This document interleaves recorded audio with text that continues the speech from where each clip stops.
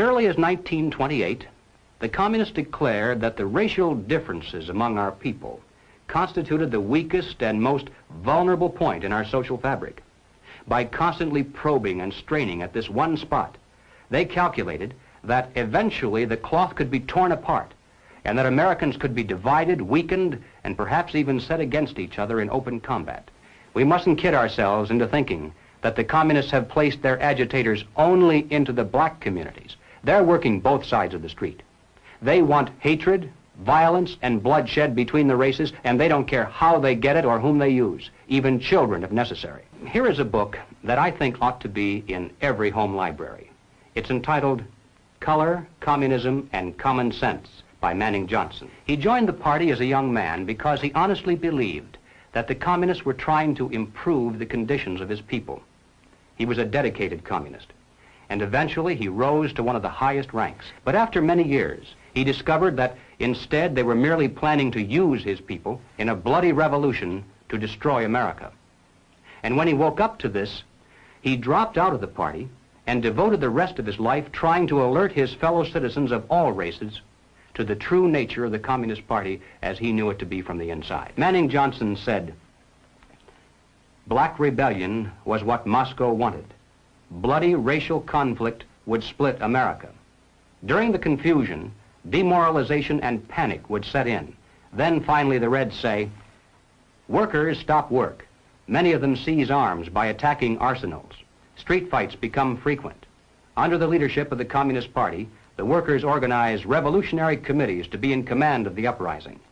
Armed workers seize the principal government offices, invade the residences of the president and his cabinet members, arrest them, declare the old regime abolished, establish their own power." Now, here is a piece of vicious communist propaganda that perhaps some of you have seen. It's called The Crusader.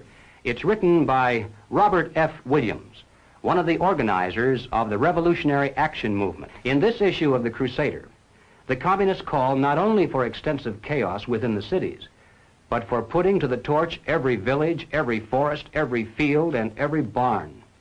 The plan is for raging fires from one city to the next. The reason? Well, first, there's the value of sheer destruction.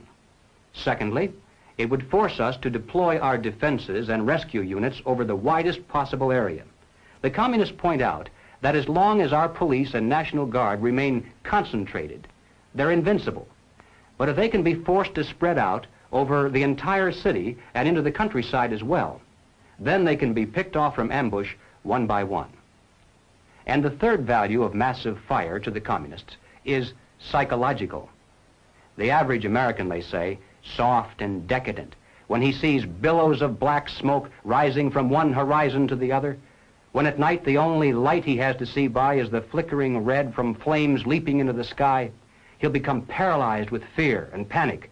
He'll run away and hide and do nothing to interfere with the guerrilla bands as they strike at the community's power centers. The Crusader explains how to set up sniper units in crowded metropolitan areas, how to manufacture jumbo Molotov cocktails, the gallon jug size, and how to mix the gasoline with certain ingredients to make it burn like napalm, how to pour gasoline into utility manholes in the streets to set fire to the main telephone cables, how to put sulfur tips from matches into air conditioning units and blow up large buildings, how to ignite gas mains and oil storage tanks. It explains how radio-controlled model airplanes can be used to fly explosive charges over heavily guarded fences into gasoline storage areas or munition stockpiles. It even calls for infiltration into the National Guard units, revolutionaries posing as non-militants for the purpose of getting free military training and for gaining access to critical military supplies and heavy weapons. And then, finally, Robert Williams says this: any all-out minority revolution must create a state of crisis wherein almost all of the male population would be forced to remain in their homes to protect their property and families. The middle class is very large, but it is not accustomed to deprivation and terror. Because of its affluence, it has waxed soft. It has no stomach for massive fire, blood, and violence. The motive force behind its life drive is its endless pursuit of prestige, conspicuous consumption, and sensual pleasure. A few years of violent, sporadic, and highly destructive uprisings will set the stage for the grand finale. After the stage is properly set through protracted struggle, America could be brought to her knees in 90 days of highly organized, fierce fighting, sabotage, and massive firestorm. Ladies and gentlemen, the plans and preparations for a communist revolution of force and violence are far advanced. The organization behind these preparations has almost unlimited financial resources, and it provides both training and leadership based upon years of experience in many other countries. Our enemies are deadly serious about their task, and it's nothing short of national suicide for us to continue to ignore their plans and their progress. The violent revolution becomes of primary value to the communists to the extent to which it can be used to condition the masses psychologically to accept the non-violent revolution, which is offered supposedly as the only alternative.